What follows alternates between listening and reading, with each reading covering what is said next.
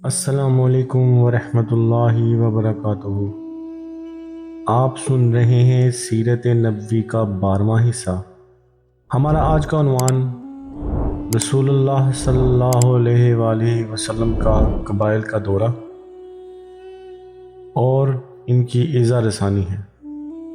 محترم سامعین، حضرت صلی اللہ علیہ وآلہ وسلم کا یہ معمول تھا کہ جب حج کا زمانہ آتا اور عرب کے قبائل ہر طرف سے آ کر مکہ کے آس پاس اترتے تو آپ ایک ایک قبیلہ کے پاس جاتے اور تبلیغ اسلام فرماتے۔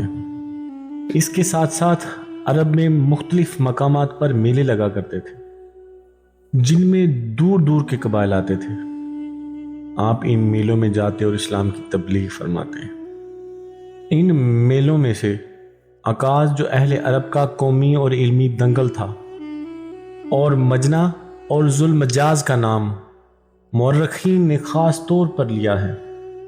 قبائل عرب میں سے بنو عامر، محارب، فزارہ، غسان، مرہ، حنیفہ، سلیم، الس، بنو نظر، کندہ، کلب، حارث بن کعب، عزرہ، ہزارمہ مشہور قبائل ہیں۔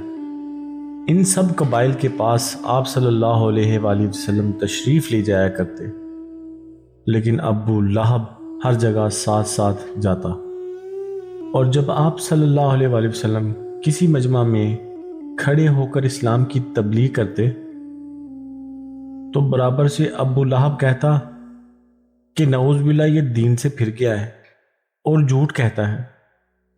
قبیلہ بنو زہل بن شیبان، ان کے پاس آپ صلی اللہ علیہ وآلہ وسلم گئے تو حضرت ابو بکر رضی اللہ تعالیٰ عنہ بھی ساتھ تھے۔ حضرت ابو بکر رضی اللہ تعالیٰ عنہ نے مفروق سے کہا، تم نے کسی پیغمبر کا تذکرہ سنا ہے؟ اگر سنا ہے تو وہ یہی ہے۔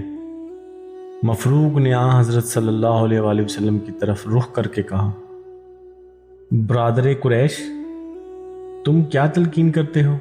تو آپ صلی اللہ علیہ وآلہ وسلم نے فرمایا، خدا ایک ہے اور میں اس کا پیغمبر ہوں۔ نبی پاک صلی اللہ علیہ وآلہ وسلم نے سورہ نام کی آیتیں ان کو پڑھ کر سنائی، جس کا ترجمہ یہ ہے، کہہ دو کہ آؤ میں تمہیں سناؤں کہ خدا نے کیا چیزیں حرام کی ہیں، یہ کہ خدا کے ساتھ کسی کو شریک نہ کرو، اور والدین کا حق خدمت بجا لاؤ، اور اپنے بچوں کو افلاس کے خیال سے قتل نہ کرو، ہم تم کو اور ان کو دونوں کو روزی دیں گے، فاحش باتوں کے پاس نہ جاؤ، وہ ظاہر ہوں یا پوشیدہ، اور آدمی کی جان جس کو خدا نے حرام کیا ہے ناحق ہلاک نہ کرو۔ اس قبیلہ کے رؤسا مفروق، مسنا اور ہانی بن قبسیہ اور وہ سب اس موقع پر موجود تھے۔ ان لوگوں نے کلام کی تحسین کی، لیکن کہا کہ مدتوں کا خاندانی دین دفتن کیسے چھوڑ دیں؟ اس کے علاوہ ہم کثرہ کے زیر اثر ہیں اور معاہدہ ہو چکا ہے کہ ہم اور کسی کے اثر کے نیچے نہیں آئیں گے۔ آپ نے اس راست گوئی کی تحسین کی اور فرمایا کہ خدا اپنے دین کی آپ مدد کرے گا۔ قبیلہ بنو عامر کے پاس گئے تو ایک شخص جس کا نام فراس یعنی بحیرہ بن تھا، آپ کی تقریر سن کر کہا، یہ شخص مجھ کو ہاتھ آ جائے تو میں تمام عرب کو مسخر کر لوں۔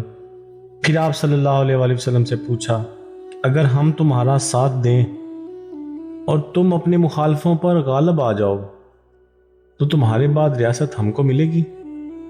آپ نے فرمایا، سب خدا کے ہاتھ میں ہے۔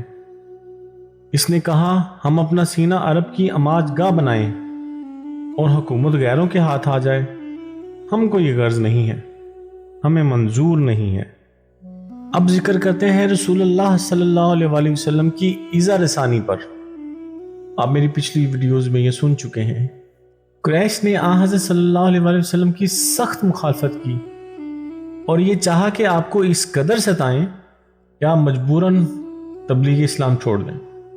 سو اتفاق یہ کہ جو کفار آپ صلی اللہ علیہ وآلہ وسلم کے ہمسایہ تھے، یعنی ابو جہل، ابو لہب، اسود بن عبد، ولید بن مغیرہ، امیہ بن خلف، نصر بن حارث، ممبا بن حجاج، عقبہ بن ابی معیط، حکم بن ابی العاص، یہ سب کے سب قریش کے سربراہ اور رؤسائے اعلیٰ تھے، اور یہی وہ لوگ تھے جو سب سے بڑھ کر آپ کے دشمن تھے۔ یہ لوگ آن حضرت صلی اللہ علیہ وآلہ وسلم کی راہ میں کانٹے بچھاتے تھے، نماز پڑھتے وقت ہنسی اڑاتے تھے، سجدہ کی حالت میں آپ کی گردن پر اوجری لا کر ڈال دیتے تھے، گلے میں چادر لپیٹ کر اسے زور سے کھینچتے تھے کہ گردن مبارک میں بندیاں پڑ جاتی تھی۔ آپ کی روحانی قوت اثر کو دیکھ کر لوگ جادوگر کہتے تھے، دعوی نبوت کو سن کر مجنون کہتے تھے۔ آپ باہر نکلتے تو شریر لڑکے پیچھے پیچھے گول باندھ کر چلتے، نماز جماعت میں قرآن زور سے پڑھتے تو قرآن اور قرآن کے لانے والے اور قرآن کے اتارنے والے ان دونوں کو گالیاں دیتے۔ ایک دفعہ آپ صلی اللہ علیہ وآلہ وسلم حرم میں نماز پڑھ رہے تھے اور وہاں رؤسائے قریش بھی موجود تھے۔ ابو جہل نے کہا، کاش اس وقت کوئی جاتا اور اونٹ کی اوج نجاست سمیت اٹھا لاتا، تاکہ جب محمد صلی اللہ علیہ وآلہ وسلم سجدہ میں جاتے تو ان کی گردن پر ڈال دیتا۔ عقبہ نے کہا، یہ خدمت میں انجام دیتا ہوں۔ چنانچہ وہ گیا اور اوج لا کر آپ صلی اللہ علیہ وآلہ وسلم کی گردن پر ڈال دی۔ قریش مارے خوشی کے ایک دوسرے کے اوپر گر پڑے۔ کسی نے جا کر حضرت فاطمہ رضی اللہ تعالیٰ عنہا کو خبر دی۔ وہ اگرچہ اس وقت صرف 5 برس کی تھیں، لیکن جوش محبت سے دوڑی آئیں اور اوج ہٹا کر عقبہ کو برا بھلا کہا اور بد دعائیں دیں۔ حضرت صلی اللہ علیہ وآلہ وسلم جب کہیں کسی مجمع میں عام دعوت اسلام کا واز فرماتے تو ابو لہب آپ کے ساتھ ساتھ برابر سے کہتا جاتا کہ یہ جھوٹ کہتا ہے۔ ایک صحابی اپنے اسلام لانے سے پہلے کا واقعہ بیان کرتے ہیں۔ آپ صلی اللہ علیہ وآلہ وسلم بازار ذوالمجاز میں گئے اور گھس کر لوگوں سے کہا، لا الہ الا اللہ کہو، اور ابو جہل آپ پر خاک پھینکتا جاتا تھا اور کہتا کہ اس کے فریب میں نہ آنا، یہ چاہتا ہے کہ تم بتوں کی پوجا چھوڑ دو۔ طائف میں کفار نے آپ صلی اللہ علیہ وآلہ وسلم پر جو اذیتیں پہنچائیں، اس کا بیان پچھلی ویڈیو میں ہو چکا ہے۔ ایک دفعہ آپ حرم کعبہ میں نماز پڑھ رہے تھے، عقبہ نے آپ کی گردن میں چادر لپیٹ کر نہایت زور سے کھینچی۔